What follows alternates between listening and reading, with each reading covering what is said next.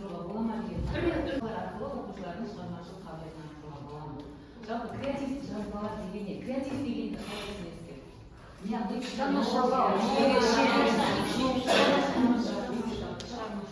Қазіргі кезде 4К модель деген бірінші студенттерден, оқушылардан жалпы 21 ғасырдың адамынан талап етілетін қасиеттер екен.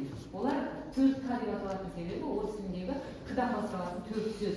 Бірінші креативтілік, екінші корпорация, үшінші коммуникативтік және төртінші критическое мышление, ол орыс тіліндегі синтездан ойлау. Осы 4К модель оқушылардан жаңартылған білім мазмұны бойынша студенттерде жалпы 21 ғасырдың адамында осы қасиеттердің төмен екендігі анықталып, осы қасиеттерді көбірек білім беру, тәрбиелеу саласында жалпы өмірде өзінің алған білімі функционал сауаттылық дейміз ғой, соның бәрінде болмайтын. Соны біздің ғана бір кемшілігіміз деп ойлаймыз, сөйтсе ол әлемдік мәселе екен. Соны оқығаннан кейін әрине бүкіл әлемде осындай дабыл қағылған не себебі білімді боларken ол жұмысқа қалмайды. Сонда осы қасиеттер бүгінгі күннің маңызды. Не себепті жаңартылған білім мазмұнында топқа бөлу жұмыс істейміз. Кейбіреулерде топқа бөлу мен келесі жолы тағы да дәл осы тақырыпты алсаңыздар жақсы болады, иә? Өте жақсы шынымен топпен жұмысты, иә? Сосын тағы бір секунд стандартты ойлау жүйесіне тыс идея екен. Енді креативті тапсырмалар өте көп қарайтын болсақ, әсіресе математикада логикалық тапсырмалар, тіл сабақтарында, басқа да сабақтарда солар қолданылады. Бүгін біз сіздерге сол креативті жазбаларды басқа пән сабақтарында, мысалы мұғалімдер аттестацияда қолданатын эссейні қалай жазуды соған тоқталғымыз келіп тұр. Сіздерге пайдалы мәлімет болсын деген ниетпен. Жалпы бұның бәрін біз айтамыз ана жерде бір немістің ғалымы айтқан, гректер айтқан деп. Бірақ бұны біздің өзіміздің ағартушыларымыз айтып кеткен екен. Мына сөздерге қарайтын болсақ, Мағжан Жұмабаев айтады, жаратылыстың құшағында, белгілі себебі көк шатырдың астында, хош иісті жасыл кілем үстінде күнмен бірге күліп, түнмен бірге түнеріп, желмен бірге жүгіріп, алдындағы малымен бірге өріп, сары сайра далада тұрып өсетін қазақ баласының қиялы жүйрік, өткір терең болуға тиіс дейді. Яғни солай болып келді да, кеңес үкіметінің кезінде оның тілінен, дәстүрінен айырғаннан кейін отырды. Ал қазіргі оқушылар сол сөзді сізден бір ести ма, ол әрі қарай сыйламайды деп ойлаймын. Өйткені қазіргі бірінші сыныптың баласына кәдімгідей жаңағы ол анау Швейцарияға барып, Югославияға барып келмей-ақ қойсын, былай отырып сөйлеспесеңіз кәдімгідей өзінің деңгейінде ол сізді адам ретінде де қабылдамайды. Өйткені ол кәдімгідей неше түрлі тиктокты көреді, ата-анамен, мұғаліммен оқушы қалай сөйлесу керек дегенді біліп отырған бала. Қазіргі мынау Z ұрпақ емес, альфа ұрпақ келіп отыр алдымызға. Бұның да теориясын оқыңыздар. Теория поколений деген оқыңыздар. Сонда әрбір буын 20 жыл сайын өзгеріп тұрады екен.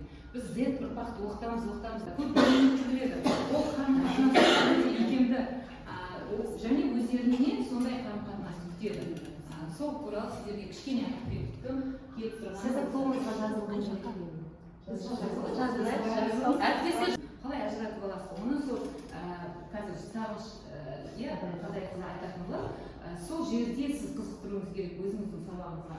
Сонда блог жазуды, еркін жазуды, синклиентті қолданып жүрміз, бір бес жол бірлерге. Міне ол креативті жазуының түрлері.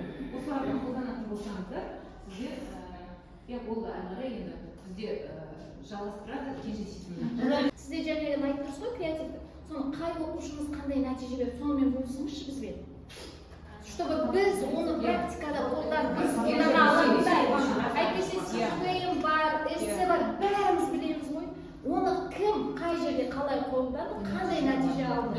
Сөйлей алмайтын бала сөйледі. Біз бар ғой, мен оны алып келейін десем, өзімнің пәнімнен есеп беріп тұрғандай болғанда, ол басқа мұғалімге қызық емес қой. Сондықтан бізге болмаса да басқа қазақ тілі мұғалімдеріне өзіңіз бармай ол жерде бір нәрсе болады. Мен негізі осы басталды ғой, екінші деңгейде оқыған кезде 2013 жылы қаладағы менде бір мектепте 20 жыл істеген Павлодар қаласында.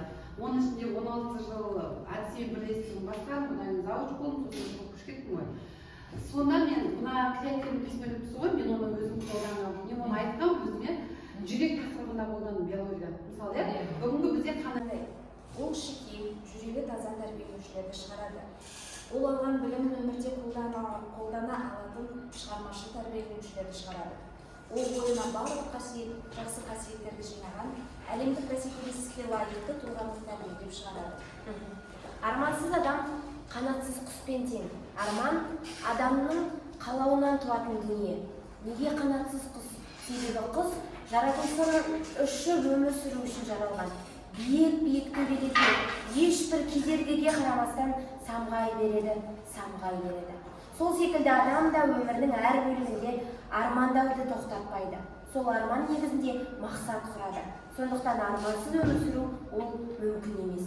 Арман ол адамның қалауынан немесе жан қалауы дер едік. Біз адамдар қалаған дүниемізге қалай да болсын жетеміз. Жан қалауы жүзеге асыру үшін жоспар құрамыз. Жоспарды іске асыруға бар қасиетімізді жұмсаймыз. Ол жігер, күш, ақыл. Менің арманымдағы мектеп. Балалар үшін барлық жағдай жасалған мектепті армандаймын. Қарапайым нәрсеге дейін ескерілген. Оқушының жан-жақты дамуына назардан тыс қалмауын армандаймын. Сондай-ақ физикалық денсаулығы, тәні саудың жаны сау демекші ақпаратты тезірек қабылдауына мүмкіндік берілуі тиіс. Оқу практикалық жүзінде көбірек жүргізілсе, ол үшін кабинеттер жабдықтармен жабдықталса деймін. Теориядан гөрі оқушылар практика жүзінде берілген материалдарды тез қабылдайды. Бұл жерде білім беруге 4К моделі жүзеге асырылады. Оқушылардың жаңағы айттық қой, креативтік ойлау, сыни ойлау, коллаборация және коммуникация. Балалар дәптер мен кітап қаламды ұмыту керек деп ойлаймын. Неге? Өйткені қазіргі заман талабы гаджеттер мен ноутбуктар қолданылса, және жаңағы ауыз сөйлеулер баланың денсаулығына зиян келтіреді. Мен армандайтын мектепте мұғалімнің шығармашылық еркіндігіне барлық жағдай жасалған. Біз армандайтын мектепте жұмыс жүктемесін, киім киесін, шығармашылық дамуына арналған уақытын өзінің құрастыруына мектеп әкімшілігі санаса отырып жасайды. Қосымша берілетін жұмыстар жұмыс уақытынан тыс емес, сенбі күндері қойылмайды. Сол себепті мұғалімнің шығармашылық дамуына кедергі келтіретін факторлар жоқ. Мен армандайтын мектепте материалдық техникалық базасымен ешқандай мәселе жоқ. Оған мынадай дәлел келтіре аламыз. Кабинетте соңғы үлгідегі компьютер, интерактивті тақта, принтер, тіпті қағаз жабдықталған сынып, ол нағыз білімдерге арналған жағдай жасалған орта деп ойлаймыз. Мен армандайтын мектепті қорытындылай келе, біздің IT мектебіміз өзінің атына сай, заманауи жабдықталған, цифрлық сауаттылығы дамыған, көшбасшы мектеп. Осыған орай біздің мектебіміздің оқушылары ұлттық құндылықтарды бойына сіңіре отырып, технологияларды жетік меңгерген шәкірттер мектебі.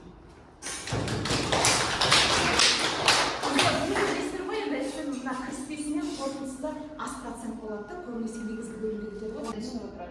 Креативті жазғалар дегеніміз не екенін мына жерде ағылшынша жазылған, оны өздеріңіз біліп отырсыз.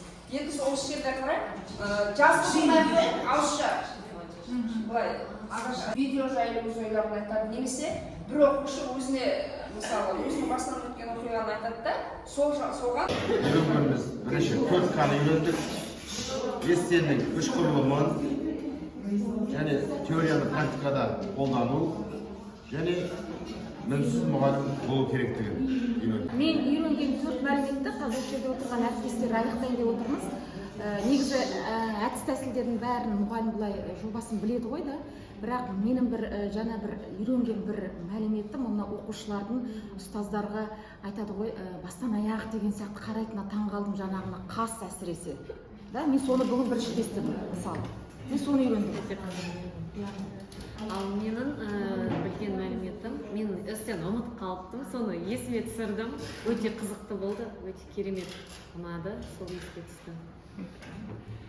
Мен үйренгенім фантазиясы, яғни суреттерді сөйлету, сол маған өте ұнады. Өз пәлізге алып сұраққа жауап берейін. Мен бүгінгі жалпы осы коучингтен түйгенім, мінсіз мұғалім болуға бір қадам жасалды деп ойлаймын осы жерден. Одан кейін бір түйгенім тағы да жаңағы эссе арқылы жаңа сіздер айттыңыздар ғой, баланың жаңа ой өрісін, қандай жаңа қойылып отырған деген соны мен байқадым, бірақ мен осы уақытқа дейін эссе арқылы баланы өйтіп зерттейді деп ойламаппын.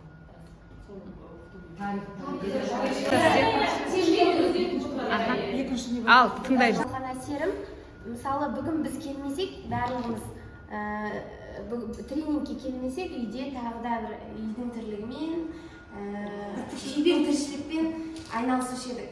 Бүгін келіп бір-бірімізбен ой алыстық, бір-бірімізден тәжірибе бөлістік, алға қарай тағы бір қадам бастық, тағы бір жоспар құрдық өзіміз үшін.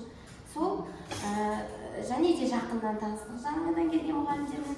Сосын ұшқыр қиялдауға, ойымызды жеткізе алуға себептер болды деп ойлаймын.